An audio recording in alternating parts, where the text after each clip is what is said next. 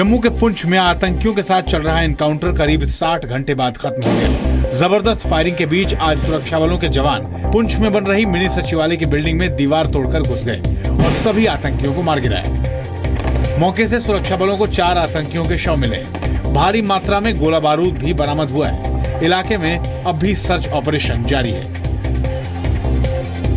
Total 4 terrorist जो है हमने मार गिराए हैं। AK-47 आज 2 AKs आज मिले हैं हमें, और 5 मैगजीन्स भी मिली हैं और पाउचेस भी मिले हैं। बस जो इनका जो अपना पैराफर्नालिया है वो मिला है हमें। रविवार सुबह करीब 7:30 बजे आतंकियों और सुरक्षा बलों के बीच मुठभेड़ की शुरुआत हुई थी। एनकाउंटर में पुलिस कांस्टेबल राजेंद्र प्रसाद शहीद हो गए थे। कश्मीर घाटी में शांति बहाल करने के लिए आर्मी ने एक पूरी ब्रिगेड यानी करीब 4000 जवानों को दक्षिण कश्मीर भेज दिया है। आतंकवादियों के सफाया करने और प्रदर्शनकारियों पर काबू पाने के लिए सेना ने ऑपरेशन काम डाउन चलाया है। खुफिया रिपोर्ट के मुताबिक साउथ कश्मीर में जंगल राज जैसे हालात की खबर मिलने के बाद इन सैनिकों को लगाया गया है। खुफिया रिपोर्ट में यह भी कहा गया है कि डंडों, पत्थरों और पेट्रोल बमों से लैस कश्मीरी नौजवान राष्ट्रीय राजमार्ग की तरफ जाने वाली सड़कों पर गश्त कर रहे हैं और लोगों को घरों से निकलने या श्रीनगर की तरफ जाने से रोक रहे हैं। इन सैनिकों को दक्षिण कश्मीर के पुलवामा, शोपिया, अनंतनाग और कुलगांव में तैनात किया गया है। 8 जुलाई को हिजबुल आतंकी बुरहान वानी के एनकाउंटर के बाद सबसे ज्यादा विरोध प्रदर्शन दक्षिण कश्मीर में ही हुए हैं। बकरीद के दिन आज पाकिस्तान के प्रधानमंत्री नवाज शरीफ ने फिर से कश्मीर पर भड़काऊ बयान दिया। नवाज ने कहा, हम कश्मीरियों की कुर्बानियों को नजरअंदाज नहीं कर सकते। कश्मीरियों को उनकी कुर्बानी का शवाब मिलेगा। हम इस ईद को कश्मीरी जनता की कुर्बानी के नाम करते हैं। जब तक कश्मीर का कश्मीरी जनता के हिसाब से नतीजा नहीं निकलता, तब तक हम ऐसा करना जारी रखेंगे। आतंकवादी संगठन लश्कर के चीफ हाफिज सईद ने भी लाहौर के गद्दाफी स्टेडियम में कश्मीर पर बयान दिया। आप वजीर आजम हैं, आप मुल्क के चीफ एग्जीक्यूटिव हैं, आप कश्मीरियों की मदद किस तरह मुमकिन है आप करें। आप सिर्फ अल्फाज के साथ मुतमईन नहीं कर सकते, और उनकी मदद करें। जहां कश्मीरियों का खून गिरता है, इंशाअल्लाह हमारा वहां खून गिरेगा।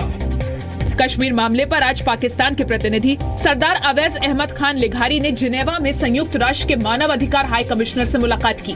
पाकिस्तान ने दुनिया भर में कश्मीर पर दुष्प्रचार फैलाने के लिए 22 स्पेशल राजदूत नियुक्त किए हैं। दिल्ली में चिकनगुनिया से मरने वालों की तादाद 6 हो गई है। गंगाराम अस्पताल में भर्ती मरीज की मौत हो गई। राजधानी में डेंगू से 10 लोगों की जान जा चुकी है। मलेरिया से भी 2 लोग जान गंवा चुके हैं।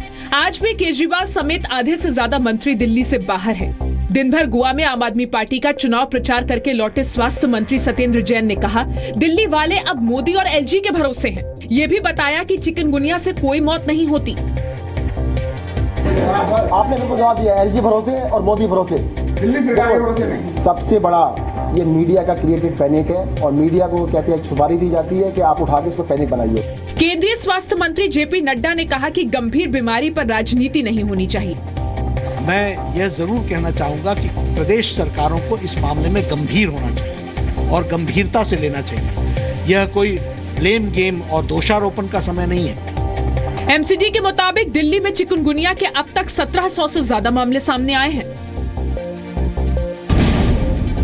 दिल्ली में डेंगू और चिकनगुनिया को लेकर सवाल पूछे जाने पर केजरीवाल के स्वास्थ्य मंत्री आपे से बाहर हो गए। सत्येंद्र जैन ने मीडिया पर ही सुपारी लेकर पैनिक फैलाने का आरोप लगाया और प्रेस कॉन्फ्रेंस में बदतमीजी पर उतर आए।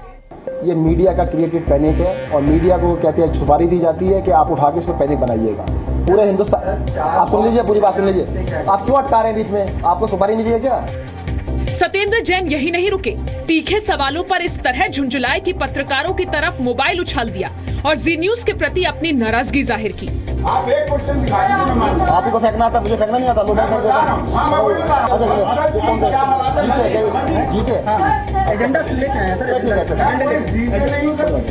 एजेंडा लेके आए हैं पूरा। आपको अलाउड है, बोलिए। दिल्ली के LG नजीब जंग को लेकर सत्येंद्र जैन का लहजा भी बहुत खराब था। कावेरी नदी के पानी पर कर्नाटक और तमिलनाडु में तनाव बरकरार है, लेकिन आज कहीं से हिंसा की कोई खबर नहीं है। बेंगलुरु के 16 थानों में कर्फ्यू लगा है। कल हुई हिंसा के बाद आज जगह जगह कड़े सुरक्षा इंतजाम किए गए। बेंगलुरु में 15,000 पुलिसकर्मी तैनात किए गए हैं। इसके अलावा RAF, quick reaction team, CISF, BSF और 3000 होमगार्ड के जवान भी तैनात हैं। हिंसा प्रभावित मांड्या में आईटीबीपी और कर्नाटक पुलिस ने आज फ्लैग मार्च भी किया। 350 से ज़्यादा लोगों को हिरासत में ले चुके हैं और अभी भी जारी है, जहां भी जो दंगे फसाद जो किए इन्होंने।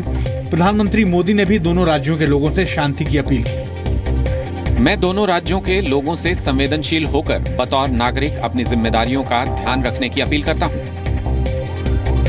पीएम मोदी ने कहा कि कावेरी पानी के बंटवारे पर जैसे हालात कर्नाटक तमिलनाडु में बने हैं वो दुखद है। किसी भी समस्या का हल हिंसा से नहीं निकाला जा सकता। कर्नाटक के मांड्या में आज लोगों ने तमिल अखबारों को आग के हवाले कर दिया। पूरे बेंगलुरु में भी धारा 144 लागू है। कर्नाटक तमिलनाडु के बीच 135 साल पुराने कावेरी विवाद पर आखिरी फैसला 5 सितंबर को सुप्रीम कोर्ट ने दिया है। यूपी में चुनाव से पहले मुलायम सिंह यादव ने अपनी पार्टी के संगठन में बड़ा बदलाव किया है। कैबिनेट मंत्री और मुलायम सिंह यादव के भाई शिवपाल यादव को राज्य में समाजवादी पार्टी का अध्यक्ष बनाया गया है। उन्हें ये जिम्मेदारी मुख्यमंत्री अखिलेश यादव की जगह मिली है। वहीं यूपी के मुख्यमंत्री अखिलेश यादव ने आज चीफ सेक्रेटरी दीपक सिंघल को उनके पद से हटा दिया। दीपक सिंघल की जगह राहुल भटनागर को यूपी का नया मुख्य सचिव बनाया गया है। राहुल भटनागर 1983 बैच के आईएएस ऑफिसर हैं। इससे पहले राहुल भटनागर वित्त विभाग में प्रमुख सचिव के पद पर तैनात थे। मुख्य सचिव मुझे बनाया गया शासन ने, तो मैं समझता हूँ ये बहुत बड़ी मेरे लिए अपॉर्चुनिटी है। बाहुबली नेता मोहम्मद शहाबुद्दीन की जमानत पर बिहार में महागठबंधन में दरार पड़ती दिख रही है। नीतीश के खिलाफ आरजेडी नेता रघुवंश प्रसाद के बयान का जेडीयू ने विरोध किया, जिसके बाद लालू ने रघुवंश प्रसाद को नसीहत दी। कहा पार्टी के नेता सीधे उनसे बात करें। लालू ने यह भी कहा कि शहाबुद्दीन ने कुछ गलत नहीं किया। अगर वो कुछ बोले कि लालू जी हमारे नेता हैं, तो पार्टी का है तो पार्टी का है तो नेता अपना पार्टी का बोलेगा ही। इसलिए कोई डेरोगेटरी बात हम नहीं समझते कि नीतीश जी को। नीतीश जी महागठबंधन का सबका नेता है सब। जेडीयू नेता केसी त्यागी ने कहा जरूरत पड़ने पर शहाबुद्दीन पर सीसीए यानी क्राइम कंट्रोल एक्ट लगाया जा सकता है। इशारों में सीएम नीतीश कुमार का भी दर्द छलका। सरकार उसका निरीक्षण करेगी, अगर ऐसा आवश्यक होगा तो सरकार उस पर कार्रवाई करेगी। हम अकेले हैं, ठीक है ना, उसके घर पर 32 नाम है। वही मेरी स्थिति है। जब कोई बड़ा काम चलता है तो उसकी स्थिति इतनी पाली हो जाती है और चारों तरफ से ये जो 32 दांत है। चलिए 10 सितंबर को जेल से रिहा होने के बाद शहाबुद्दीन ने लालू को अपना नेता बताया था और नीतीश को परिस्थितियों का नेता कहा था। शहाबुद्दीन ने नीतीश की तुलना झारखंड के पूर्व सीएम मधु कोड़ा से भी की थी। आरजेडी नेता रघुवंश प्रसाद सिंह ने शहाबुद्दीन के बयान का समर्थन किया था। बिहार के सीवान का वांटेड शूटर मोहम्मद कैफ आरजेडी नेता शहाबुद्दीन के साथ दिखा। कैफ भागलपुर जेल से शहाबुद्दीन की रिहाई के वक्त स्वागत करने पहुंचा था। कैफ उर्फ बंटी सीवान के पत्रकार राजदेव रंजन की हत्या में आरोपी है। पुलिस उसको तलाश रही है। राजदेव रंजन की पत्नी ने शहाबुद्दीन को हिरासत में लेकर पूछताछ की मांग की है। पुलिस से मैं यही कहना चाहूंगी कि अब उनको रिमांड पर लेकर के उनसे पूछताछ करके और उनको भी जेल में बंद किया जाए। सीवान पुलिस का कहना है कि कैफ की गिरफ्तारी जल्द होगी। विश्लेषण किया जा रहा है कि ये लोग कहां कब कैसे जुड़े हुए थे और जल्द ही इन लोग को पकड़ लिया जाएगा, जिससे स्पष्ट हो जाए कि ये लोग कहां थे इस वक्त और क्या कर रहे थे। बिहार में शराबबंदी से परेशान लोगों को मुख्यमंत्री नीतीश कुमार ने एक दिलचस्प सलाह दी। नीतीश ने कहा कि अंधेरे में जूस पीने पर शराब जैसा एहसास होगा। जूस पी लीजिए, लाइट ऑफ करके जूस पी लीजिए, लगेगा कि वही पी रहे हैं। हम करिए साहब। नीतीश ने यह भी कहा कि शराबबंदी पर वो किसी भी बात की परवाह नहीं करते। नीतीश के मुताबिक शराबबंदी लागू करने पर जो संतोष उन्हें मिला वो विधायक, सांसद, मंत्री या मुख्यमंत्री बनकर भी नहीं मिला। मुंबई में आज एमएनएस के कार्यकर्ताओं ने खूब हंगामा किया। राज ठाकरे के समर्थकों ने विदर्भ राज्य आंदोलन समिति के एक कार्यक्रम में हंगामा किया। अलग राज्य की मांग को लेकर मुंबई में वीआरएएस की प्रेस कॉन्फ्रेंस चल रही थी। उसी दौरान एमएनएस पार्षद संदीप देशपांडे के नेतृत्व में एमएनएस कार्यकर्ता वहां पहुंचे और हंगामा शुरू कर दिया। हाथ में एमएनएस का झंडा लिए कार्यकर्ताओं ने अखंड महाराष्ट्र के नारे लगाए। हंगामे के तुरंत बाद एमएनएस के कार्यकर्ता वहां से चले गए। मामला शांत होने के बाद फिर से प्रेस कॉन्फ्रेंस शुरू कर दी गई। सरकार जल्द ही 3 लाख करोड़ रुपए की लागत से 35,000 किलोमीटर हाईवे नेटवर्क बनाने का प्लान लॉन्च कर सकती है। इस प्रोजेक्ट में 4 प्रमुख शहरों को जोड़ा जाएगा। उत्तर से दक्षिण कॉरिडोर के लिए श्रीनगर से कन्याकुमारी को और पूर्व से पश्चिम कॉरिडोर में गुजरात के पोरबंदर को असम के सिलचर से जोड़ने की योजना है। वाजपेयी सरकार के दौरान बने गोल्डन क्वाड्रिलेटरल प्रोजेक्ट के बाद ये एनडीए सरकार के दौरान बनने वाला दूसरा सबसे बड़ा हाईवे प्रोजेक्ट है। रियो पैरा ओलंपिक में सिल्वर मेडल जीतने वाली दीपा मलिक को हरियाणा सरकार 4 करोड़ का इनाम देगी। हरियाणा के मुख्यमंत्री मनोहर लाल ने दीपा को बधाई देते हुए ये ऐलान किया। मध्य प्रदेश सरकार ने भी दीपा को 40 लाख रुपए देने का ऐलान किया। दीपा ने शॉटपुट इवेंट में सिल्वर मेडल जीतकर इतिहास रचा है। वो पैरा ओलंपिक में मेडल जीतने वाली पहली महिला भारतीय है। दीपा की जीत के साथ भारत ने रियो पैरा ओलंपिक में 3 मेडल जीत लिए हैं। इससे पहले मरियप्पन थंगावलु ने हाई जंप में गोल्ड मेडल और वरुण सिंह भाटी ने ब्रॉन्ज जीता था। अंग्रेजी की एक बहुत मशहूर कहावत है, justice delayed is justice denied, यानी देर से न्याय मिलना न्याय न मिलने के बराबर है। इसलिए आज डीएनए में सबसे पहले हम ये समझने की कोशिश करेंगे कि क्या भारत के इंसाफ के तराजू में कोई कमी है। आप भी इस बात को मानेंगे कि सिस्टम की कमियों की वजह से अपराधी अब कानून से डरते नहीं हैं, बल्कि उन्हें इस बात का पूरा भरोसा होता है कि अपराध करने के बाद भी उन्हें सजा देना आसान नहीं होगा, क्योंकि महंगे महंगे वकीलों की टीम मोटी फीस लेकर ऐसे अपराधियों को बेदाग और चरित्रवान साबित कर ही देगी। कानून की कमियों से खेलने वाला एक ऐसा ही अपराधी है बिहार का नेता और माफिया डॉन शहाबुद्दीन। और आज सबसे पहले हम शहाबुद्दीन की बात करेंगे, क्योंकि देश भर के लोगों ने हमें शहाबुद्दीन पर रिपोर्टिंग करने के लिए लिखा है और लोग ऐसा कहते हैं कि शहाबुद्दीन पर आप रिपोर्टिंग कीजिए, नहीं तो न्याय व्यवस्था से उनका विश्वास उठ जाएगा। और आज उन्हीं के कहने पर यह खबर आपको डीएनए में दिखाई जा रही है। यहां पर आपको यह नहीं भूलना चाहिए कि शहाबुद्दीन राजनीति और अपराध की दुनिया में खौफ का दूसरा नाम है। आम लोग शहाबुद्दीन के नाम से भी घबराते हैं, तो बहुत सारे राजनेता शहाबुद्दीन के खिलाफ सवाल नहीं उठाते। लेकिन एक अपराधी को लाइमलाइट में लाने की बजाय, उसे हेडलाइन में रखने की बजाय उसके काले अपराधों के बारे में लोगों को बताया जाना चाहिए। हमारे बिहार के दर्शकों ने हमसे ये खास अनुरोध किया कि हम शहाबुद्दीन के ऊपर लगे गंभीर आरोपों का और उसे बचाने वाली सियासी ताकतों का एक डीएनए टेस्ट करें। और हमारा आज का ये विश्लेषण इन्हीं दर्शकों की मांग पर आधारित है। बहुत सारे लोगों ने लिखा कि वो शहाबुद्दीन के खिलाफ खुलकर आवाज नहीं उठा सकते क्योंकि वो डरते हैं, लेकिन वो जी मीडिया से ये जरूर उम्मीद रखते हैं कि जी मीडिया उनकी बात पूरे देश तक जरूर पहुंचाएगा, और वही आज हम कर रहे हैं। मीडिया के लोग लालू प्रसाद यादव और नीतीश कुमार जैसे नेताओं से शहाबुद्दीन से जुड़े हुए सवाल पूछ रहे हैं, लेकिन किसी भी न्यूज चैनल और समाचार पत्र की हिम्मत शहाबुद्दीन से सीधा सवाल पूछने की अभी तक नहीं हुई है। मीडिया के लोग शहाबुद्दीन से ये तो जरूर पूछ रहे हैं कि नीतीश कुमार के बारे में उनके विचार क्या हैं, लालू यादव के बारे में उनके क्या विचार हैं, बिहार की राजनीति के बारे में उनके क्या विचार हैं, लेकिन कोई भी व्यक्ति शहाबुद्दीन से सीधा सवाल ये नहीं कर रहा कि आप जेल के बाहर क्या कर रहे हैं। आपने ध्यान दिया होगा कि पिछले कुछ दिनों से तमाम न्यूज चैनल्स एक अपराधी का इंटरव्यू करने के लिए लगातार हाथ पैर मार रहे हैं। तमाम बड़े बड़े चैनल्स पर आपको शहाबुद्दीन के इंटरव्यूज जरूर दिखाई दिए होंगे, लेकिन कोई भी शहाबुद्दीन के तेजाब कांड के पीड़ित उस परिवार की बात नहीं कर रहा जिसके 3 जवान बेटों की सरेआम हत्या कर दी गई थी। मैं आपको इस पूरे घटनाक्रम के बारे में आज विस्तार से बताऊंगा, लेकिन उससे पहले आपको हमारे देश के एक आम आदमी के आंसू देखने चाहिए। किसी भी केस में इंसाफ के लिए 3 अहम किरदार होते हैं, सबूत, गवाह और कानून। लेकिन शहाबुद्दीन जैसे अपराधी कानून को अपनी जेब में रखते हैं, गवाहों को मौत के घाट उतार देते हैं ताकि वो गवाही देने के लिए कभी पहुंच ही ना सके, और सबूत पर अपनी ताकत का पर्दा डाल देते हैं। और फिर क्या होता है, ये समझने के लिए आपको सबसे पहले आज एक मजबूर पिता की बात बहुत ध्यान से सुननी चाहिए। क्या बताओ, हम लोग जो है इसको देख करके संतुष्ट रहते हैं और किसी तरह से जी लेते हैं कि हे भगवान, यही अगर हमारे भाग में था, अगर यही हमारे भाग में था तो यही सही। इसी को लेकर के हम लोग जी रहे हैं। लेकिन शहाबुद्दीन के छूटने के बाद और इस तरह से बेल हो जाने के बाद, जब उनका बेल हो गया, यहाँ से सजा हुई, तो कुछ तो संतोष हुआ कि चलो उम्र कैद की सजा तो हुई, हम ये सोच रहे थे कि उनके जैसे इंसान को फांसी की सज़ा होनी चाहिए, और वो फांसी की सज़ा बढ़ाने के लिए हम सोचते थे कि हाई कोर्ट में अपील करेंगे। लेकिन इसमें जो है उसमें तो उनका बेल हो गया। दूसरा जो लड़का गवाह था, चश्मदीद गवाह जो है,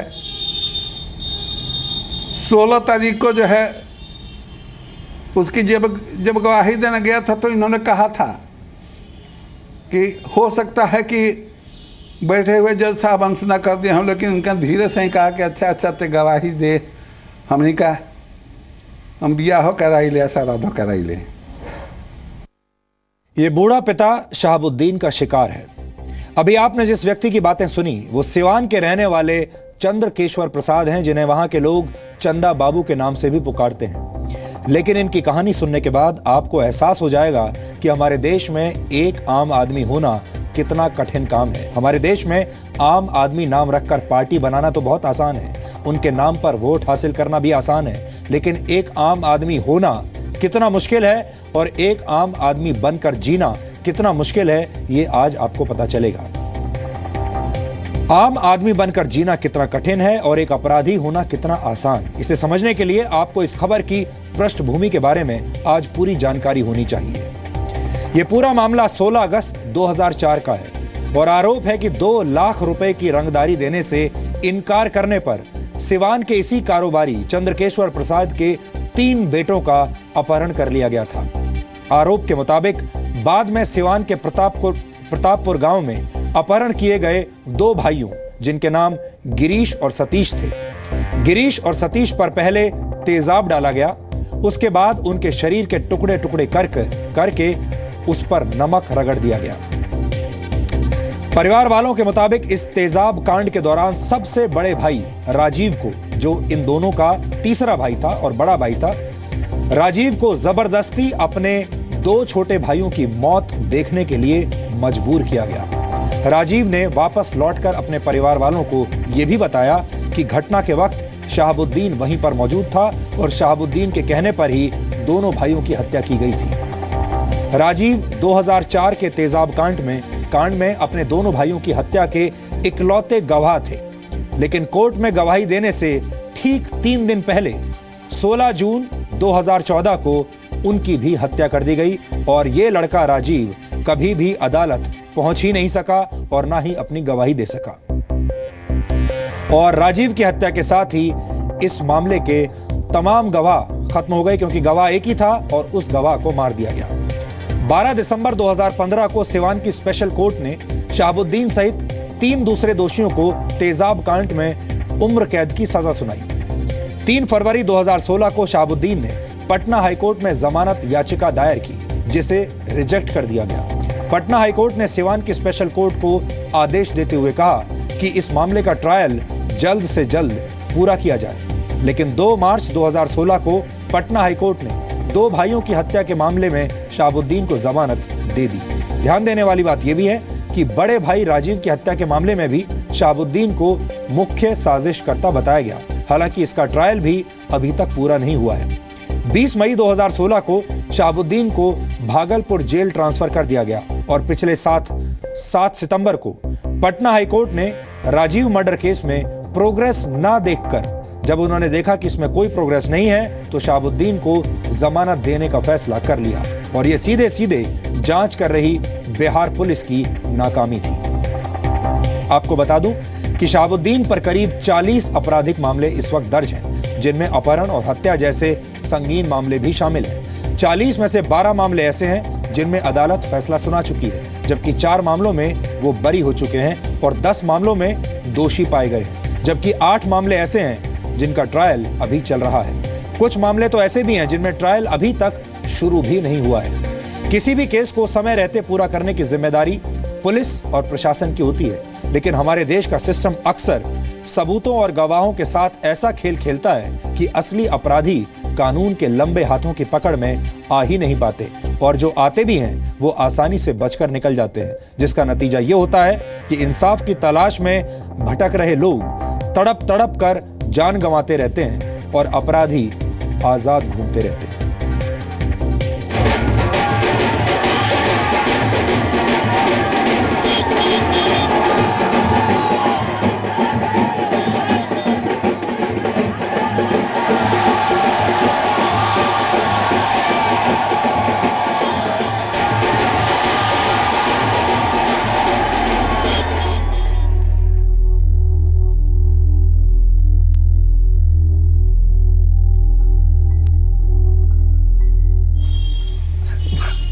बताओ, हम लोग जो है इसको देख करके संतुष्ट रहते हैं और किसी तरह से जी लेते हैं कि हे भगवान, यही अगर हमारे भाग में था, अगर यही हमारे भाग में था तो यही सही। इसी को लेकर के हम लोग जी रहे हैं।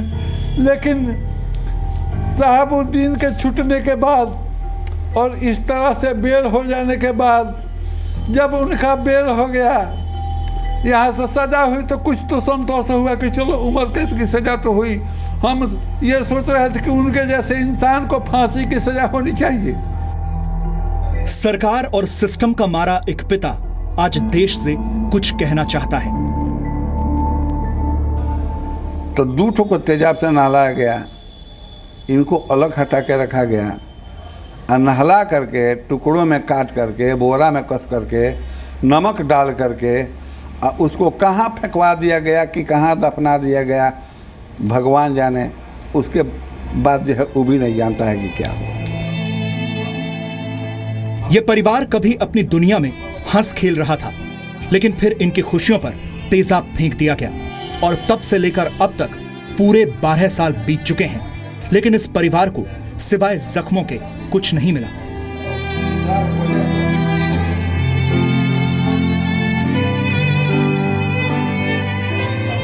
जी सीधे तपने में नहीं आता है, और उन सामने तस्वीर रखी हुई है, हम देख करके कलपते हैं लोगों को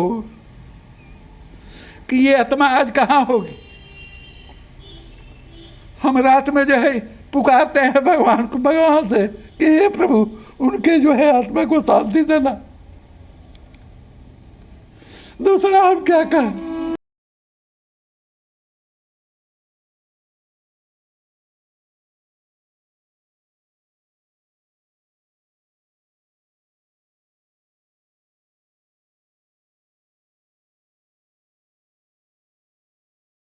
आज बिहार के सिवान की इन गलियों में बड़े बड़े पोस्टर्स लगे हैं, हर तरफ जश्न का माहौल है, लेकिन सिवान के इस घर में सन्नाटा पसरा है। सिवान के तेजाब कांड के चश्मदीद गवाह की हत्या के आरोप में शहाबुद्दीन को जमानत मिल गई और इसके साथ ही सिवान एक बार फिर डर और दहशत के साए में जीने पर मजबूर है।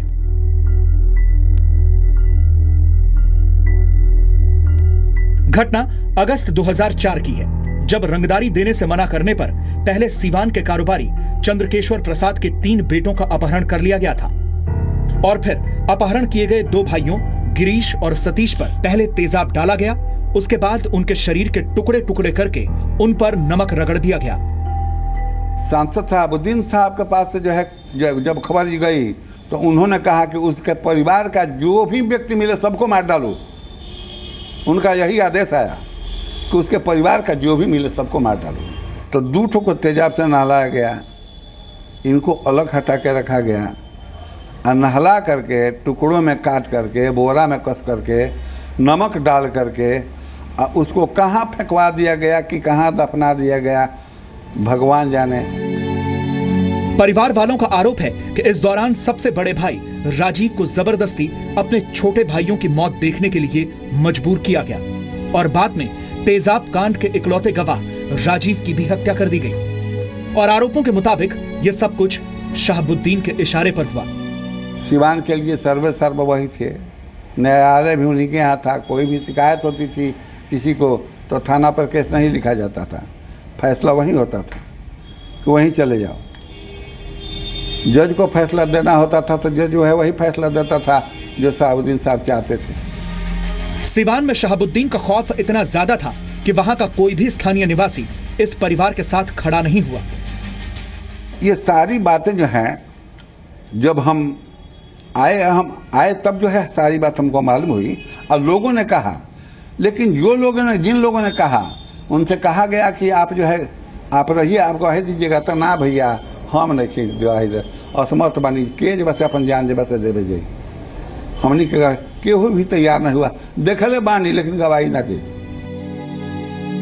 अपने बेटों को इंसाफ दिलाने के लिए एक पिता दर दर की ठोकरें खाता रहा और बदले में उसे सिर्फ दुत्कार ही मिली। आदेश हुआ कि केवल सोनपुर के लोग आएंगे और किसी को नहीं आना है, केवल सोनपुर के लोगों को भेजा जाए। सोनपुर के लोग गए, सोनपुर के लोगों के ग्रुप में हम सोचे कि कौन जानता है कि हम कहाँ के हैं, ये लोग कहाँ के हैं। ग्रुप है तो ग्रुप है, तो हम भी उसी में धकेलते हुए, हम भी पता नहीं भगवान ने कहाँ से बता हमको हिम्मत दिया कि उसी में हम भी चले गए। उठ के खड़ा हुए कि भाई सब लोग हजूर, सब लोग तो अच्छी से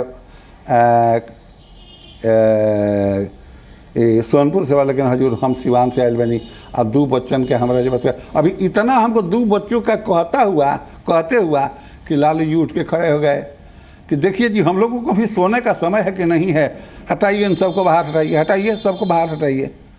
लेकिन हमको जो है ये लिख करके जब बोला बाबू ने दिया तो हमने कहा कि हजूर इससे क्या होने को है, इसका कोई महत्व है वहाँ। उन्होंने कहा कि नहीं नहीं आप लेकर के जाइए, सीएम के यहाँ से इतना लिख के किसी को दिया जाता है, सीएम के यहाँ से इतना लिख के किसी को नहीं दिया जाता है, जाइए ले जाइए, सिवान में तहलका मच जाएगा। एक परिवार अपने ही देश में इधर उधर बिखर कर रह गया, रोजी रोटी छिन गई, घर जाना मुश्किल हो गया क्योंकि सिस्टम ने उसका साथ नहीं दिया। आज भी जो है हम मजबूर हैं, किसी के आगे हाथ जोड़ने नहीं गए हैं कि भैया हमको दीजिए 2 पैसा जो भी होता है, जो किराया आता है, इस किराए से आधा पेट खाएं चाहे भर पेट खाएं, चाहे बीमार पत्नी हैं उनका इलाज करावें, हम इसी में अपना जी रहे हैं। हम भगवान से मांगते हैं, प्रभु से मांगते हैं कि हे प्रभु हमें इंसाफ दीजिए, शक्ति दीजिए कि हम जो है आपका जो है आपको याद करते हैं, जब तक जिंदा रहें आपको याद करते रहें। भगवान से हम यही कहते हैं, हम अपने को यह भगवान की झोली में डाल दिए हैं। आज की तारीख में ये कड़वा सच है कि अपराधी आजाद हैं और कानून मजबूर। और तो और हमारे देश की पॉलिटिकल सिस्टम के खून में इच्छा शक्ति की इतनी कमी है कि कोई फैसला लेने में भी हिचकता है। सभी जानते हैं फंसाया गया है, तो इसमें हमें कौन समझ सकता है। कोर्ट ने जमानत दिया, कोर्ट से रहे, अब किसी व्यक्ति को हम क्यों इसमें घसीटने जाए। सिवान में 22 लाख लोग रहते हैं, एक आदमी किसी को सब आदमी को आदमी संतुष्ट नहीं कर सकता। और 22 लाख में एक क्या कह रहा है उस पर क्या नहीं है, मेजर पर्सन क्या कह रहा है, मेजॉरिटी क्या कह रहा है उस शहर का। उनको जो सजा हुई है, कारावास हुआ है, वो अदालत की कार्रवाई है। जमानत पे हैं वो अदालत की कार्रवाई है। अगर कल को फिर वो जेल जाते हैं पुणे, वो भी अदालत की कार्रवाई का हिस्सा होगा। अपने 3 बेटों की हत्या के बाद एक अभागा और मजबूर बाप अपनी पत्नी और एक अपाहिज बेटे के साथ अब मौत का इंतजार कर रहा है, क्योंकि जेल से शहाबुद्दीन की आजादी के बाद इस परिवार के इंसाफ की उम्मीदों ने दम तोड़ दिया है। ब्रिजेश मिश्रा, जी मीडिया, सिवान। इस परिवार का दर्द सुनने के बाद, इस पिता का दर्द सुनने के बाद आपको ये बात अच्छी तरह से समझ में आ गई होगी कि हमारे देश में राजनेताओं, अपराधियों और सिस्टम का गठबंधन इतना मजबूत हो चुका है कि आम आदमी के लिए इंसाफ की अब कोई गुंजाइश शायद ही बची हो। मैं ऐसा क्यों कह रहा हूं, इसे समझाने के लिए मेरे पास आज बहुत सारे गंभीर आंकड़े हैं जिनसे ये साबित हो जाएगा। लेकिन उससे पहले मैं आपको एक तस्वीर दिखाना चाहता हूं जो सिस्टम और अपराधियों के मजबूत जोड़ की तरफ इशारा करती है। यह तस्वीर 10 सितंबर की है, यानी वो दिन जब भागलपुर जेल से शहाबुद्दीन की रिहाई हुई थी। तस्वीरों में आप शहाबुद्दीन के पास खड़े जिस व्यक्ति को देख रहे हैं वो उसके गैंग का शार्प शूटर मोहम्मद कैफ उर्फ बंटी है। मोहम्मद कैफ ही पत्रकार राजदेव रंजन हत्याकांड का मुख्य आरोपी और साजिशकर्ता भी है। पुलिस ने मोहम्मद कैफ को फरार घोषित कर रखा है, लेकिन हैरानी इस बात की है कि जो आरोपी पुलिस की नजरों में फरार है वही आरोपी भागलपुर जेल के बाहर पुलिस की आंखों के ठीक सामने शहाबुद्दीन की रिहाई के वक्त उसका स्वागत सत्कार कर रहा है। ये तस्वीरें सिस्टम और अपराधियों के गठबंधन पर गंभीर सवाल उठा रही हैं। हालांकि तस्वीरें सामने आने के बाद सिवान की पुलिस अब जांच कर रही है, क्योंकि उन्हें करनी ही पड़ेगी, क्योंकि अब ये बात मीडिया में आ गई है। जी न्यूज पर आप ये तस्वीरें देख रहे हैं और सूत्रों के मुताबिक इस मामले में अब शहाबुद्दीन से पूछताछ भी हो सकती है। लेकिन हमारा सवाल यह है कि अगर ये व्यक्ति इतने महीनों से सिवान में ही घूम रहा था और इस तरह वहां पर मौजूद था, तो पुलिस अब तक इसे पकड़ क्यों नहीं पाई। और दूसरी बात यह है कि आपने ये भी देखा होगा जिस पत्रकार ने शहाबुद्दीन के खिलाफ आवाज उठाने की कोशिश की उसकी कैसे हत्या कर दी गई। पिछले वर्ष पटना हाईकोर्ट ने 9 महीने के अंदर शहाबुद्दीन मामले का ट्रायल शुरू करने के लिए कहा था, लेकिन सिस्टम की धीमी रफ्तार की वजह से यह ट्रायल वक्त पर शुरू नहीं हो पाया। जब यह मामला अदालत में पहुंचा तो कानून के रखवालों की यही धीमी रफ्तार शहाबुद्दीन को जमानत दिए जाने का आधार बन गई। यानी पुलिस ने जो सुस्ती दिखाई इस पूरे मामले में, उसी की वजह से शहाबुद्दीन जेल से बाहर है। इतना ही नहीं, जिस वकील को सरकार और पुलिस का पक्ष अदालत में रखना था वो बहुत ही जूनियर वकील था, जो शायद ठीक से अपनी दलील अदालत में रख ही नहीं पाया। ये सब कुछ ये दिखाता है कि एक मिलीभगत है, गठबंधन है और साजिश है। सवाल यह है कि शहाबुद्दीन के खिलाफ इस केस को जानबूझकर कमजोर किया गया था, इसे जानबूझकर स्लो किया गया था ताकि ट्रायल शुरू ना हो सके। हमारे देश के जस्टिस सिस्टम के बारे में यह कहा जाता है कि यहां पर न्याय कभी गरीबों को नहीं मिलता, बल्कि रसूख और बड़ी हैसियत रखने वाले लोगों की झोलियों में खुद ब खुद आकर गिर जाता है, क्योंकि उनके पास इसे खरीदने के, इसे मैनेज करने के पैसे होते हैं। इसे और गहराई से समझने के लिए अब मैं आपको कुछ आंकड़े दिखाऊंगा। भारत के संविधान में प्रेम्बल यानी प्रस्तावना की शुरुआत होती है। कैसे होती है आपको पढ़कर बताता हूं। उसमें पहला जो शब्द है, जो पहले शब्द हैं, वो है we the people of India, यानी हम भारत के लोग। यहां से शुरुआत होती है। लेकिन जब बात न्याय की आती है तो भारत के लोगों को अभी भी न्याय के लिए कई तरह के भेदभावों का सामना करना पड़ता है। जस्टिस यानी न्याय को लेकर हमारे देश के संविधान के आर्टिकल 14 और आर्टिकल 21 में लिखा है कि सबको न्याय पाने का बराबर अधिकार है। संविधान के आर्टिकल 39A में समान न्याय और फ्री लीगल एड की बात कही गई है। लेकिन सच क्या है ये भी देख लीजिए। Ministry of law and justice के मुताबिक 3 अगस्त 2016 तक देश की सर्वोच्च न्यायालय, जिसे आप सुप्रीम कोर्ट कहते हैं, सुप्रीम कोर्ट में 60,946 मामले पेंडिंग थे। 12 दिसंबर 2015 तक देश की हाई कोर्ट्स में करीब 39 लाख केस पेंडिंग थे। इनमें से 1 लाख से ज्यादा केस 2 साल पुराने हैं। 9 लाख से ज्यादा केस 5 से 10 साल पुराने हैं। 7 लाख से ज्यादा मामले ऐसे भी हैं जो 10 साल से भी ज्यादा लंबे समय से अदालत में लंबे थे, जबकि देश की जिला अदालतों में 2 करोड़ 70 लाख मामले लंबित हैं। हमारे देश में 10 लाख लोगों को इंसाफ देने के लिए सिर्फ 18 जज हैं, जबकि लॉ कमीशन की रिपोर्ट के अनुसार यह आंकड़ा 50 जजों का होना चाहिए। हमारे देश में औसतन एक केस की सुनवाई पूरी होने में 10 से 15 साल लग जाते हैं। कई मामले तो ऐसे भी होते हैं जो वर्षों तक चलते रहते हैं लेकिन न्याय नहीं मिलता। कई बार तो उन मामलों में जो लोग फंसे होते हैं, जो न्याय मांगने वाला होता है, वो मर जाता है लेकिन अदालत का फैसला नहीं आता। देश में 1 लाख विचाराधीन कैदी ऐसे हैं जो अपना बेल बॉन्ड भरने की स्थिति में है ही नहीं। अक्सर प्रशासन आम कैदियों और विचाराधीन कैदियों को बुनियादी अधिकार तक नहीं देता।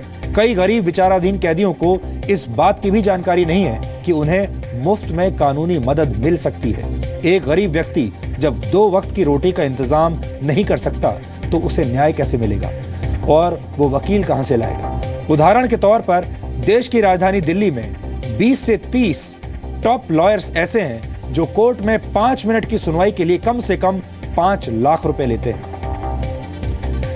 रूल ऑफ लॉ इंडेक्स 2015 की रिपोर्ट के मुताबिक न्याय देने के मामले में भारत दुनिया के 102 देशों की लिस्ट में 59वें नंबर पर है। आपराधिक मामलों में इंसाफ देने के मामले में दुनिया में भारत की रैंकिंग 44 है, जबकि सिविल जस्टिस के मामले में भारत 88वें नंबर पर है। जबकि नागरिकों को मौलिक अधिकार देने के मामले में भारत की ग्लोबल रैंकिंग 61 है। दक्षिण एशिया में नेपाल और श्रीलंका जैसे देशों की रैंकिंग भारत के मुकाबले कहीं ज्यादा बेहतर है। शहाबुद्दीन की कहानी बहुत हद तक हिंदी फिल्मों की कहानी से मेल खाती है। आपने ध्यान दिया होगा, ज्यादातर हिंदी फिल्मों की कहानी एक विलेन यानी खलनायक की भूमिका के बगैर पूरी नहीं होती, क्योंकि उस फिल्म में जहां एक नायक होता है वहां खलनायक भी होता है। पहले हिंदी फिल्मों में साहूकारों को खलनायक के तौर पर दिखाया जाता था जब देश नया नया आजाद हुआ था। उसके बाद उद्योगपतियों और माफिया डॉन्स को विलेन के तौर पर दिखाया जाने लगा और 90 का दशक आते आते हिंदी फिल्मों में राजनेता और पुलिस वाले विलेन की भूमिका में नजर आने लगे। आपको जानकर आज बहुत अफसोस होगा कि जो किरदार फिल्मों में गलत काम करते हुए आपको अक्सर नजर आते हैं, आम लोगों पर जुल्म ढाते हैं, अपराध करते हुए नजर आते हैं, फिल्मों में लोगों का कत्ल करते हुए नजर आते हैं, आज वही किरदार असल जिंदगी में सत्ता संभाले हुए हैं, बड़े बड़े पद पर बैठे हुए हैं। लोगों की जिंदगी से जुड़े फैसले यही लोग ले रहे हैं और न्याय और कानून व्यवस्था को अपनी निजी संपत्ति समझते हुए उसका इस्तेमाल मन मुताबिक कर रहे हैं। शहाबुद्दीन असल जिंदगी का एक ऐसा ही किरदार है जिसके अपराधों के बारे में पूरी दुनिया जानती है, लेकिन रियल लाइफ में शहाबुद्दीन को रोकने के लिए कोई हीरो यानी कोई नायक अभी तक सामने नहीं आया है। एक बात और आज आपसे कहना चाहते हैं, हमारे देश में न्याय व्यवस्था का जो भी हाल है वो सिस्टम उसके लिए एक हद तक जिम्मेदार हो सकता है, लेकिन उसके लिए काफी हद तक हमारे देश के वकील भी जिम्मेदार हैं। हमारे देश के वकील गलत लोगों को बचाते हैं, अपराधियों को बचाते हैं क्योंकि उन्हें वहां से मोटी मोटी फीस मिलती है। आज एक बड़ा अपराधी, एक बड़ा खूनी या कोई ऐसा व्यक्ति जिसने हजारों करोड़ों रुपयों का घोटाला किया हो, एक महंगा वकील लेकर आज एक लीगल प्रोटेक्शन ले सकता है। अगर उसकी जेब में पैसा है तो वो कानूनी पचड़े से बच सकता है और ये बहुत बड़ी विडंबना है। इस बारे में तमाम लोग जानते हैं, हमारे देश के जज भी जानते हैं, हमारे देश की सरकारें भी जानती हैं, हमारा पूरा देश जानता है, लेकिन वकीलों का जो नेक्सस है इसे अभी तक हमारा कोई सिस्टम, कोई पॉलिटिकल पार्टी और कोई सरकार अभी तक तोड़ नहीं पाई है। और उसी की वजह है कि आपको शहाबुद्दीन जैसे लोग इस तरह आज़ाद घूमते मिलते हैं, क्योंकि उन्हें वकीलों का समर्थन है, क्योंकि वो महंगे वकील ले सकते हैं पैसे के आधार पर, वो पुलिस को खरीद सकते हैं और वो राजनेताओं के साथ भी गठबंधन कर सकते हैं। वैसे तो डीएनए एक पॉजिटिव न्यूज शो है और हमारी कोशिश रहती है कि हम आपके अंदर सकारात्मक ऊर्जा भरें, लेकिन आज दिन भर ऐसी खबरें आती रहीं जो हमें बहुत निराश करती हैं और इसीलिए डीएनए में अब हम गंदगी से बीमार देश की राजधानी दिल्ली की दुर्दशा का एक विश्लेषण करेंगे जो बहुत दुखद है।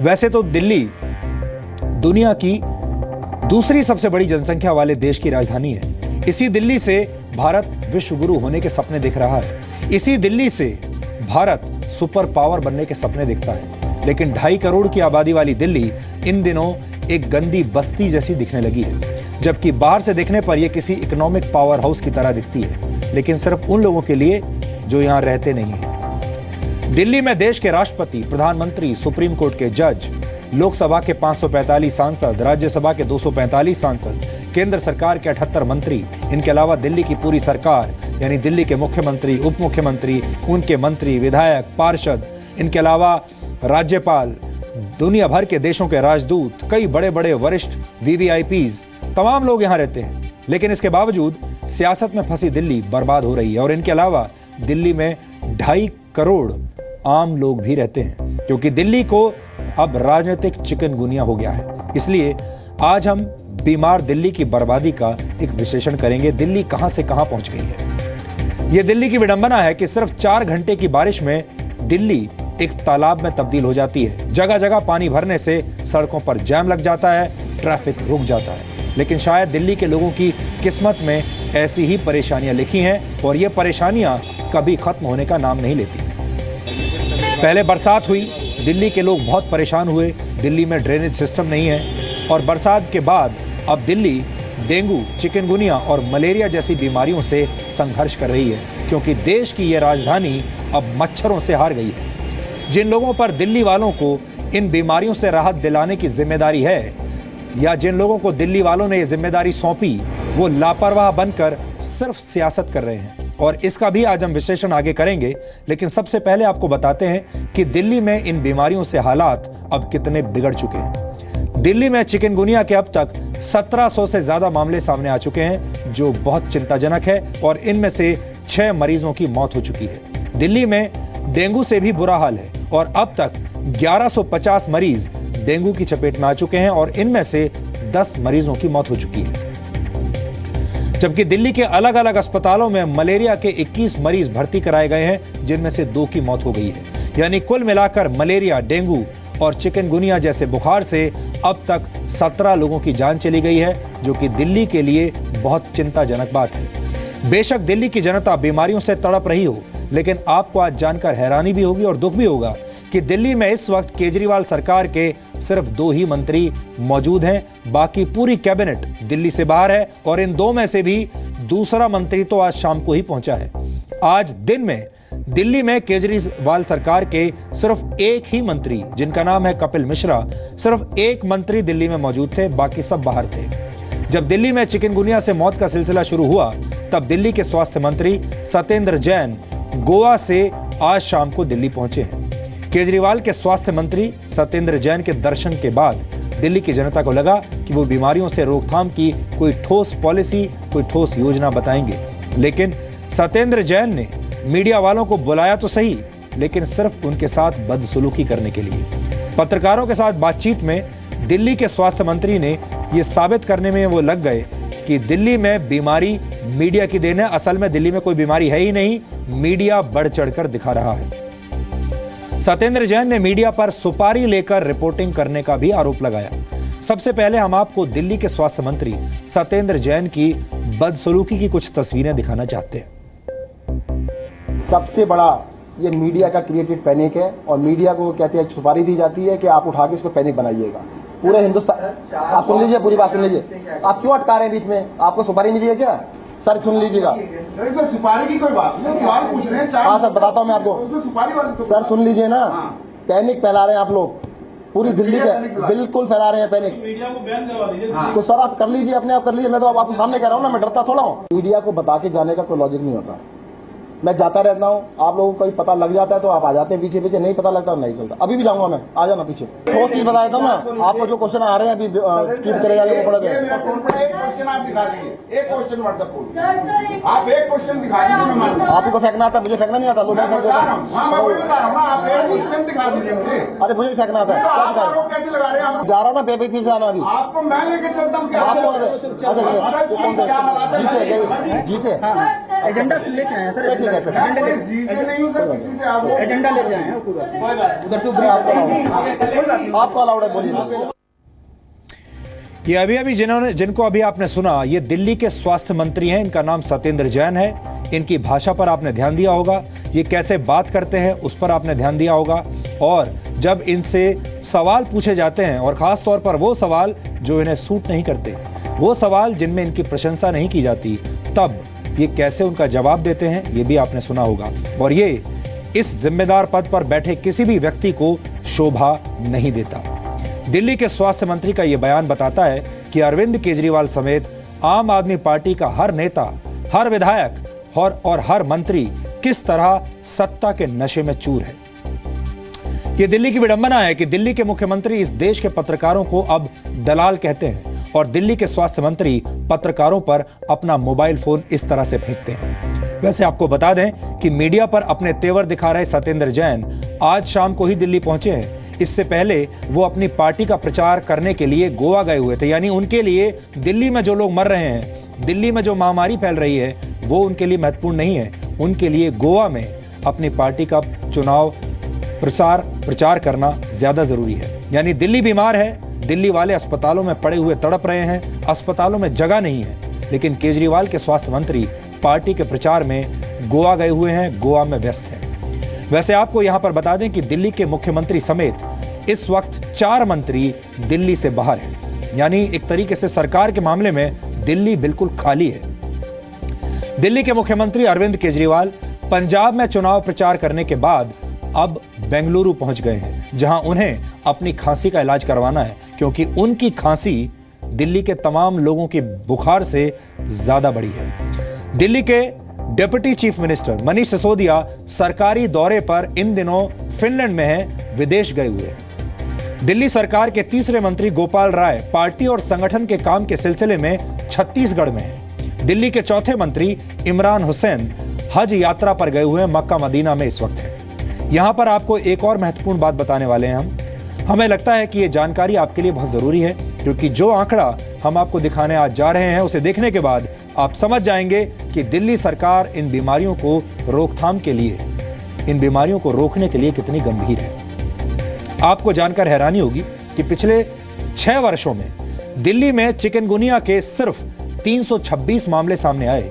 6 साल में 326 मामले, जबकि इसी एक साल में, इस वर्ष, ये साल अभी पूरा नहीं हुआ है, लेकिन इस वर्ष अभी तक 1700 से ज्यादा मामले दिल्ली में सामने आ चुके हैं। यानी दिल्ली सरकार की नाकामी और लापरवाही की कीमत दिल्ली के लोगों को चुकानी पड़ रही है। ये आंकड़े बताते हैं कि दिल्ली में पब्लिक हेल्थ केयर सिस्टम पूरी तरह से फ्लॉप हो चुका है। वैसे आपने ये भी गौर किया होगा कि दिल्ली के मुख्यमंत्री अरविंद केजरीवाल अक्सर फिल्मों की समीक्षा करते हैं, हर हफ्ते नई फिल्म देखने जाते हैं। मुख्यमंत्री जैसे व्यस्त पद पर होने के बावजूद उन्हें फिल्में देखकर उनकी समीक्षा लिखने का काफी वक्त मिल जाता है। लेकिन हमारा सवाल यह है कि क्या केजरीवाल ने कभी दिल्ली के हेल्थ केयर सिस्टम को रिव्यू करने के लिए उतना वक्त निकाला है जितना वक्त वो फिल्म को रिव्यू करने के लिए निकालते हैं? ये सभी को पता है कि हर वर्ष अगस्त से लेकर अक्टूबर के बीच में डेंगू, मलेरिया या चिकनगुनिया के मामले सामने आते हैं क्योंकि ये इनका सीजन होता है। तो फिर दिल्ली सरकार ने पहले से इसकी तैयारी क्यों नहीं की, जिसको हम फॉरवर्ड प्लानिंग भी कहते हैं। दिल्ली बीमार है और यहाँ का पब्लिक हेल्थ केयर सिस्टम इस वक्त आईसीयू में भर्ती है, लेकिन अरविंद केजरीवाल के पास बहानों की एक बार फिर से बहुत लंबी लिस्ट है। अपनी इस नाकामी के लिए उन्होंने एक बार फिर केंद्र सरकार, प्रधानमंत्री नरेंद्र मोदी और दिल्ली के लेफ्टिनेंट गवर्नर को जिम्मेदार बताया है। यहां अरविंद केजरीवाल को यह भी समझना चाहिए कि उनकी सरकार आने से पहले भी अलग अलग सरकारों ने दिल्ली की सत्ता संभाली है। उनसे पहले दिल्ली में अलग अलग मुख्यमंत्री रहे हैं, अलग अलग पार्टियों की सरकारें रही हैं और वो तमाम सरकारें और मुख्यमंत्री इसी व्यवस्था के तहत काम करते थे। लेकिन तब किसी ने इतनी शिकायतें नहीं सुनी। अगर अरविंद केजरीवाल को लगता है कि उन्हें काम नहीं करने दिया जा रहा है और उनके हाथ बिल्कुल बंधे हुए हैं, उनके पास कोई शक्ति अब बची नहीं है और दिल्ली में जो कुछ भी हो रहा है उसके लिए लेफ्टिनेंट गवर्नर या केंद्र सरकार जिम्मेदार है और अब दिल्ली सरकार बिल्कुल असहाय हो चुकी है, यानी अब उसके पास करने के लिए कुछ बचा नहीं, तो हमारा विचार है अब उन्हें इस्तीफा दे देना चाहिए। क्योंकि जब वो कोई काम कर ही नहीं रहे, जब वो बिल्कुल मजबूर हैं, उनके हाथ बंधे हुए हैं और उनके हाथ में कोई शक्ति नहीं बची है, तो फिर वो सरकारी खर्चे पर, सरकारी गाड़ियों में, सरकारी मकान में और सरकारी तनख्वाह किस बात की ले रहे हैं। ट्विटर पर केजरीवाल ने आज लिखा है कि सीएम और मंत्रियों के पास अब कोई पावर नहीं बची, वो एक पेन तक नहीं खरीद सकते। एलजी और पीएम मोदी ने दिल्ली सरकार की सारी शक्तियां छीन ली हैं, इसलिए उनसे सवाल किया जाना चाहिए। तो हमारा सवाल यही है कि अगर कोई शक्ति बची ही नहीं है तो फिर इस सरकार को इस्तीफा दे देना चाहिए और किसी ऐसे व्यक्ति को मौका देना चाहिए जो कि इसी व्यवस्था के तहत दिल्ली के लोगों के लिए काम कर सके। अरविंद केजरीवाल का यह जवाब बताता है कि वो एक बार फिर से इन समस्याओं के लिए केंद्र सरकार और उपराज्यपाल को जिम्मेदार बताकर अपनी जिम्मेदारियों से भाग रहे हैं और अब उनका असल में सारा ध्यान पंजाब में लगा हुआ है। दिल्ली के लोगों की वोट वो पहले ही ले चुके हैं, अब उन्हें दिल्ली के लोगों से उतना प्यार नहीं जितना पंजाब के लोगों से होगा, क्योंकि पंजाब में अभी चुनाव होने बाकी हैं। दिल्ली में अभी चुनाव बहुत दूर है, इसलिए उनका सारा ध्यान पंजाब पर है। आपको याद होगा जब कुछ दिनों पहले दिल्ली के एक मंत्री संदीप कुमार का एक आपत्तिजनक वीडियो और कुछ अश्लील तस्वीरें सामने आई थी, तो केजरीवाल ने दिल्ली के लोगों के लिए एक वीडियो संदेश जारी किया था। लेकिन बीमार दिल्ली के लिए अब तो उनके पास इतना भी समय नहीं है कि वो खुद तो आना छोड़ ही दीजिए, अब एक वीडियो संदेश भी जारी नहीं करना चाहते।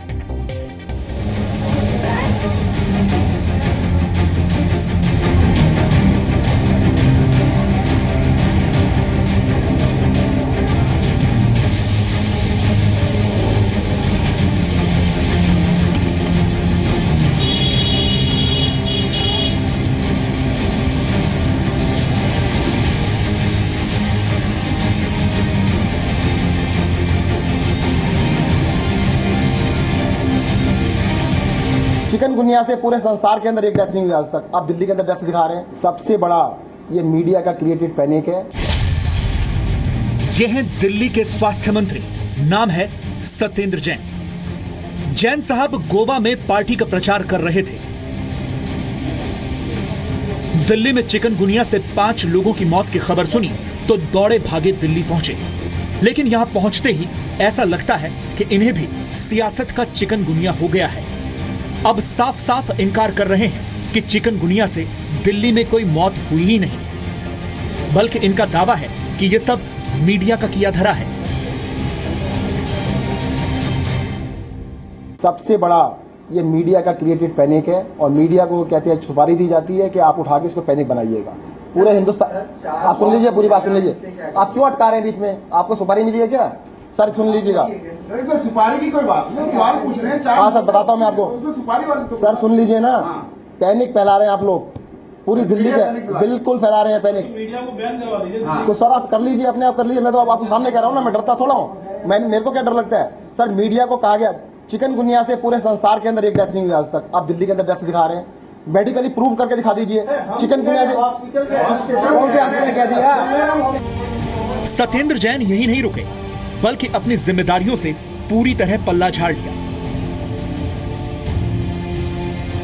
और एमसीडी के 2-2 मेयर कहते बाहर, हमसे पूछो ना क्यों, उन्हें सफाई क्यों नहीं करते? मेयर का काम क्या है? एमसीडी का एक ही काम है, 2 काम है बल्कि, एक काम है सफाई करना, एक जेब की सफाई करना। जेब की सफाई करने में लगे हुए हैं। एक बिल्डिंग बनती है, 2-2 लाख रुपए पर लेंटर लेते हैं, 4-4 लाख रुपए लेते हैं, पैसे लेने बंद नहीं करते, पैसे लेने में लगे हुए सारे। उनसे पूछो कि पैसे क्यों इकट्ठे कर रहे हो आप लोग? पैसे लेने बंद करो, सफाई करो ना सारे जाके। 272 दिल्ली के अंदर काउंसलर्स हैं, वो काउंसलर कर क्या रहे हैं? सफाई कौन करेगा?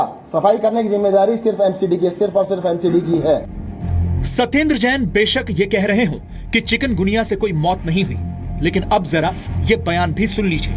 दिल्ली में चिकनगुनिया से अब तक 5 लोगों की मौत हो चुकी है, जिनमें से 3 मरीजों की मौत अकेले दिल्ली के सर गंगाराम अस्पताल में हुई। लेकिन चिकनगुनिया एज ए होल, इससे डेथ्स बहुत कम है, अनलेस इसके अंडरलाइंग कोई ना कोई प्रॉब्लम होती है। अंडरलाइंग जैसे कि एक तो एक्सट्रीमा फेजिस, जैसे कि एल्डरली 60 ईयर के बाद के होते हैं। हमारे जितने भी डेथ्स हुए हैं, तीनों पेशेंट मोर देन 60 ईयर थे। नंबर 2, उनमें कोई और भी ऐसे डेबिलिटेटिंग डिजीजेज होती है, जैसे कि diabetes, high blood pressure, bronchial asthma, और बाकी कोई ना कोई ऐसे ऑर्गन फेलियर हो जाता है। पूरी दिल्ली में चिकनगुनिया का खौफ किस कदर फैला हुआ है, ये भी अब दिल्ली के स्वास्थ्य मंत्री को देखना चाहिए। चिकनगुनिया का ऐसा कहर है कि अब इसकी वजह से दिल्ली में इंसानियत भी मर रही है। ये हैं छोटे लाल, जिनकी पत्नी की कल दिल्ली में चिकनगुनिया की वजह से मौत हो गई थी। ये अपनी पत्नी के शव के साथ 6 घंटे तक पूरी दिल्ली में भटकते रहे, क्योंकि मकान मालिक ने शव के साथ इन्हें घर में दाखिल नहीं होने दिया और अस्पताल ने शव को रखने से इनकार कर दिया। जवाब दे दिया तो फिर बोले कि इसको डेड बॉडी को ले जाओ, फिर निकाल लिए। फिर आप लेके डेड बॉडी कहाँ गए? उसके बाद हमने बाहर खड़ा कर रखे थे। लेकिन रखने नहीं दी बॉडी आपकी वहाँ पे? नहीं रखने नहीं दी? नहीं सर, मैंने बॉडी बिल्कुल वो घर पे लाए हैं, उनके पास मैंने उनको हैदराबाद से पूछा तो उन्होंने कहा कोई कागज नहीं दिया, सिर्फ एक दवाई वाला पर्चा दिया। मैंने उनसे कहा इससे तो ना आपको कोई जलाने देगा ना फूंकने देगा, ठीक है। इसके लिए मैंने उससे जो गाड़ी वाला था उससे बात करी, इसके साथ इनको पैसे दिए। मैंने गाड़ी वाले से बात की, रात भर आप रखिए, इनके कागज बनवा के दीजिए। एक्चुअली मेरा लड़का छोटे वाला खुद चिकनगुनिया से पेशेंट है, वो एडमिट है, मैं घर में अकेले था इस टाइम। करीब 6 घंटे से ज्यादा समय तक भटकने के बाद इलाके के प्रधान के घर में शव रखवाया गया।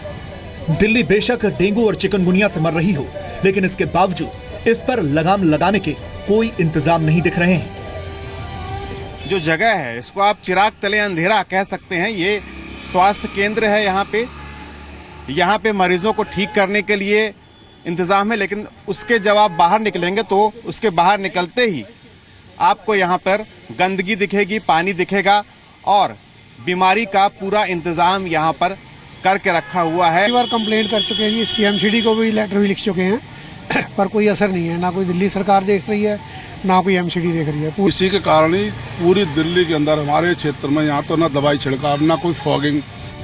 यह हाल सिर्फ दिल्ली के एक इलाके का नहीं है, बल्कि पूरी दिल्ली में ऐसे ही हालात हो चुके हैं। मेरे सामने जो पानी आप देख रहे हैं, ये बारिश का पानी नहीं, ये ठहरा हुआ पानी है, जो सीवर के जाम होने की वजह से यहाँ लगातार ठहरा हुआ है और मच्छरों के लिए शानदार ब्रीडिंग ग्राउंड है। जितना जोर उन पोस्टर्स को छपवाने में लगाया गया कि मच्छरों के लिए पानी इकट्ठा ना होने दें, उसका कुछ जोर पानी हटाने पे लगाया होता तो शायद ये स्थिति ना होती। अपनी खामियों को छुपाने की नाकाम कोशिश करने वाली दिल्ली सरकार अब विपक्षियों के निशाने पर आ गई है। दिल्ली के लोगों का स्वास्थ्य भी ठीक नहीं है, इस पे तल्ख टिप्पणी मत करिए, इस पर राजनीति मत करिए, इस पर जवाब दीजिए। आप कहते हैं 10 रुपए खर्च करने के लिए आपके पास पैसे नहीं है। मैं सवाल करता हूं, ये फिनलैंड में किसके पैसे से गए हुए हैं? ये आप जो वेटिकन गए थे अपने इतने सारे मंत्रियों को लेकर किसके पैसे से गए थे? एडमिनिस्ट्रेशन की जिम्मेदारी उस सरकार की होती है जो चुनकर आती है लोगों से। तो इससे क्या फ़ायदा कि उन्होंने कर दिया या उससे कर दिया, ये तो लोगों को गुमराह करने की बात है। क्या अपनी जिम्मेदारी से भाग रही केजरीवाल सरकार? जी हाँ, तो जिम्मेदारी से तो भाग ही रहे, नहीं तो ऐसी बात क्यों करते। केंद्रीय स्वास्थ्य मंत्रालय ने भी राज्यों को डेंगू और चिकनगुनिया से निपटने के लिए जरूरी निर्देश दिए हैं। जनवरी महीने से लेकर हमने इसकी बाकायदा प्रोटोकॉल्स को बनाना, एडवाइजरीज देना, जनवरी से लेकर के अभी तक हमने 11 एडवाइजरीज दी हैं। 1.5 महीने पहले मैंने हेल्थ मिनिस्टर दिल्ली को बुला करके और एमसीडी और एनडीएमसी के सारे पदाधिकारी और उनके इलेक्टेड रिप्रेजेंटेटिव्स को बुला करके क्या क्या नॉर्म्स पूरे करने हैं वो हमने बताया है, और साथ ही साथ हमने उनको दवाई के दृष्टि से, बाकी सारी चीज़ों की दृष्टि से सारी डिटेल्स दी हैं। मैं इस समय कोई राजनीति नहीं करना चाहता हूँ, लेकिन हाँ, आज भी इन सारे विषयों के बारे में केंद्र सरकार सजग होकर के daily day to day review कर रही है।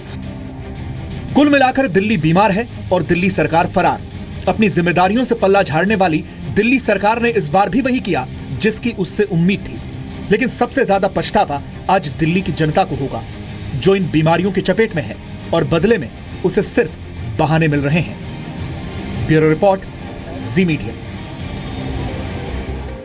दिल्ली में चिकनगुनिया से 6 लोगों की मौत हो चुकी है। यहां पर हम आपको चिकनगुनिया के बारे में कुछ एक्स्ट्रा नॉलेज भी देना चाहते हैं। चिकनगुनिया एक वायरल बुखार होता है और एडीज इजिप्टी नाम के मच्छर के काटने से यह वायरस शरीर में घुस जाता है। इसे पीले बुखार का मच्छर भी कहा जाता है। चिकनगुनिया बीमारी अक्सर गर्म देशों में होती है। चिकनगुनिया का पहला मामला 1952 में तंजानिया में सामने आया था।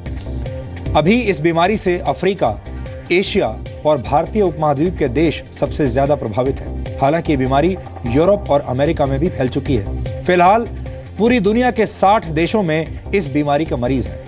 चिकनगुनिया एक बार हो जाने पर जीवन में दोबारा होने की संभावना लगभग ना के बराबर होती है। चिकनगुनिया बीमारी सीधे एक मनुष्य से दूसरे मनुष्य में नहीं फैलती। इस बीमारी के लिए कोई स्पेसिफिक यानी कोई खास दवाई या स्पेसिफिक मेडिसिन नहीं है, बल्कि इस बीमारी से पीड़ित मरीजों को बुखार, दर्द और जोड़ों की सूजन कम करने की दवा दी जाती है। वैसे मलेरिया से लड़ने में हम अपने पड़ोसी देश श्रीलंका से बहुत कुछ सीख सकते हैं। श्रीलंका को WHO ने मलेरिया मुक्त देश घोषित कर दिया है। किसी जमाने में श्रीलंका इस बीमारी के सबसे बड़े शिकार देशों में शामिल था। हमें इस कामयाबी में पहुंचने में अभी कम से कम 15 वर्ष और लगेंगे। हमने पिछले हफ्ते ही श्रीलंका के मलेरिया मुक्त होने का एक विस्तृत DNA टेस्ट भी किया था। अब आप खुद अंदाजा लगाइए, अगर श्रीलंका जैसा देश पूरी तरह से मलेरिया मुक्त हो सकता है तो फिर भारत क्यों नहीं हो सकता। जी न्यूज हमेशा जनता से जुड़े चुभने वाले सवाल नेताओं से पूछता है, सरकारों से पूछता है। हमेशा जनता से जुड़ी परेशानियां उठाता रहता है और कई बार नेता जी न्यूज पर ही सवाल खड़े करने लगते हैं, जी न्यूज से परेशान हो जाते हैं। लेकिन हम इसको शाबाशी के तौर पर लेते हैं। आज केजरीवाल के स्वास्थ्य मंत्री सत्येंद्र जैन ने जी न्यूज के बारे में क्या कहा, जब हमारे संवाददाता ने सत्येंद्र जैन से एक मुश्किल सवाल पूछ लिया तो उन्होंने क्या कहा, पहले आप ये सुनिए। आपको फेंकना आता है, मुझे फेंकना नहीं आता। लो मैं फेंक देता हूं। अरे मुझे फेंकना आता है, क्या बता रहे हो? कैसे लगा रहे हैं? आपको क्वेश्चन आ रहे हैं, आपको क्वेश्चन मुझे दिखा दीजिए। समाधान क्या है? समाधान नहीं है यार, एलजी के पास बता रहे हैं, एलजी के पास। अरे जाओ ना, एलजी के अंदर घुसने देगा, आपको तो पता लगेगा। आप लोग यहाँ बैठे हैं इसलिए ना सर, सड़कों पे चलिए, आप मेरे साथ चलिए, आइए, मैं लेके आता हूं। मैं जा रहा हूँ ना, बेबी फीस आना अभी। आपको मैं लेके चलता हूँ। जी से एजेंडा से लेके आए हैं सर। ठीक है, जी से नहीं हूं सर, किसी से आप एजेंडा लेके आए हैं उधर से। आपको अलाउड है, बोलिए।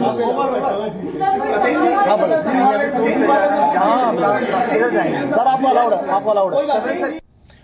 तो आपने देखा जी न्यूज से किस कदर परेशान हो गए हैं। और अगर हमारे संवाददाता ने यह कह दिया कि आप हमारे साथ बाहर चलिए, सड़क पर चलिए, लोगों के बीच चलिए और फिर खुद देखिए कि दिल्ली की हालत क्या है, तो मंत्री जी परेशान हो गए। लेकिन इस तरह के जो रिएक्शन आते हैं, इन्हें हम एक मेडल की तरह लेते हैं। ये हमारे लिए अप्रिसिएशन है, हमारे लिए ये शाबाशी है और इससे हमें ये लगता है कि हम बिल्कुल सही रास्ते पर जा रहे हैं। आम आदमी पार्टी ने मीडिया के कंधों पर चढ़कर सत्ता की ये ऊंचाइयां हासिल की हैं। जब तक मीडिया आम आदमी पार्टी और केजरीवाल की तारीफें करता रहा, तब तक केजरीवाल और उनकी पार्टी ने पत्रकारों से बहुत मधुर संबंध रखे, उनकी तारीफ करते रहे क्योंकि उन्हें फायदा मिल रहा था।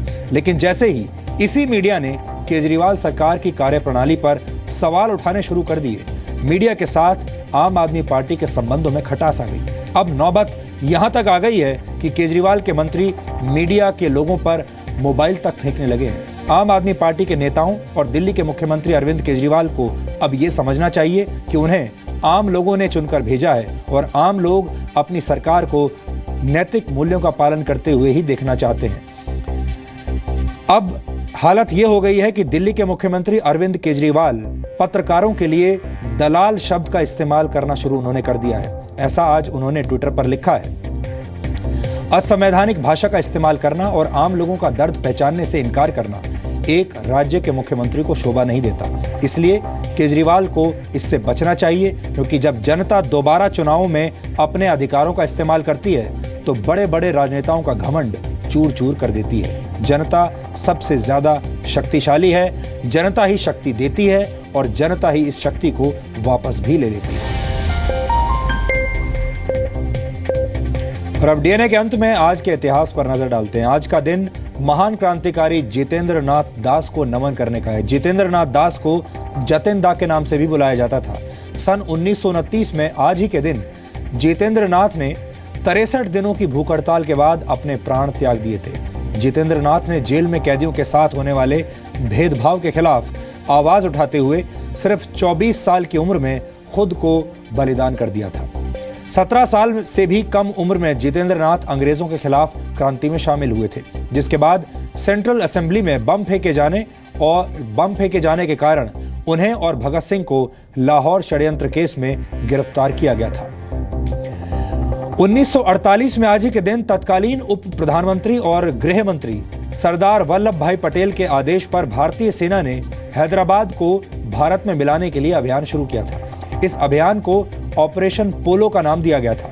उस वक्त उस्मान अली खान हैदराबाद के शासक थे।